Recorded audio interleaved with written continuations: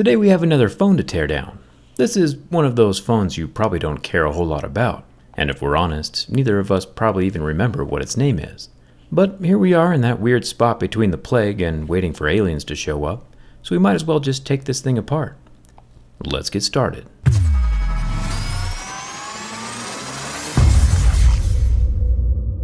Huge thanks for checking out my Not a Wheelchair launch, by the way. We've been working on the rig for quite a while now, and it's great to see that you guys like it as much as we do. So thank you. Getting inside this, what is it called again? So opening up this phone is relatively easy. There is no IP rating, but the glue is still pretty strong. One really long sliceroo around the entire edge of the phone cuts away the adhesive holding the glass to the frame, and lucky for us, there are no ribbons or anything else attached to the back glass.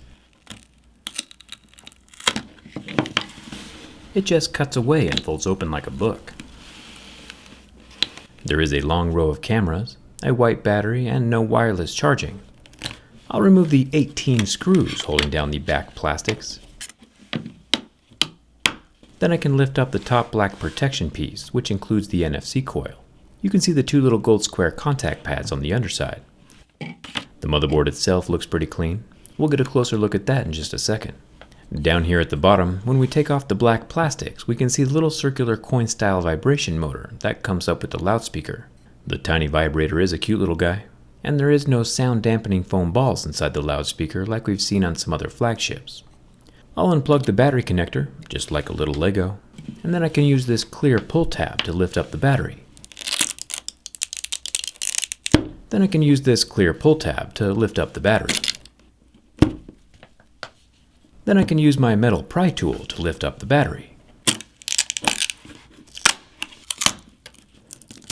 It's a pretty sizable 4500 mAh capacity. A bit larger than even my Note 10 Plus. I think Samsung is still playing it a little safe when it comes to battery sizes. I'll remove the two more extension ribbons from the main board, along with the black wire cable and a screen ribbon. Then the motherboard can pop up completely after I unclip the final infrared ribbon for the top remote control.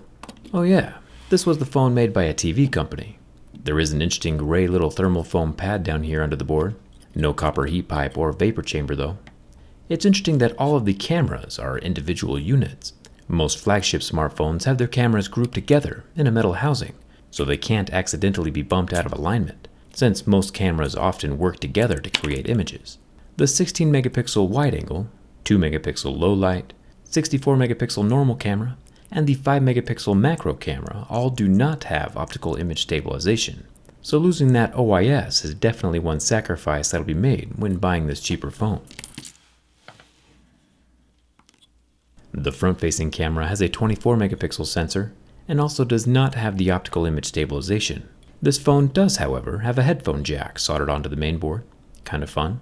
Functional antiques are always nice to have around. Now it might look like these camera units are free-floating, but inside the metal frame where the motherboard sits, there are metal squares for each of these camera units to rest. You can see them right below the little infrared remote control unit that pokes up out of the top of the phone. The bottom of the phone is rather unique. Instead of having the SD card tray be attached to the same circuit board as the charging port, they are actually separate boards. Both of them lightly adhere to the frame, and both just kind of do their own little things. The USB-C port can charge at 18 watts, which isn't super fast anymore in the cell phone world, unless of course you own an iPhone. The underscreen fingerprint scanner is optical. Remember that OLED layers are thin enough that light can actually pass through, and the small camera can see and recognize your fingerprint through the screen. Overall, this seems to be a well-organized phone. Sometimes when companies make a cheaper phone, they skip on the inner organizational aesthetics and repairability, like Black Shark or that Blackview projector phone. But TCL has done a good job with their first phone, that's named number 10. Going back to that slow 18-watt battery charging thing, personally, I think having a battery that lasts all day is more important than having a fast-charging battery. I usually charge my phone overnight anyway, and I don't need the quickness as long as my battery lasts all day. Some studies even show that slower charging increases battery life by a small degree because there is less heat involved. So having a slower charger is not a major complaint for me.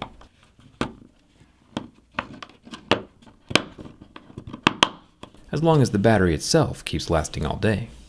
And there we have it. The phone is assembled, turns on, and everything is still working. Nice work, TCL. Hopefully we see more feature-rich mid-range phones from them in the future. Competition is a good thing. Important question for you though, would you be nervous about buying a phone from a new brand? Or is that brand recognition or prestige of a smartphone just as important as the functionality? Let me know what you think down in the comments, and come hang out with me on Instagram and Twitter, and thanks a ton for watching. I'll see you around.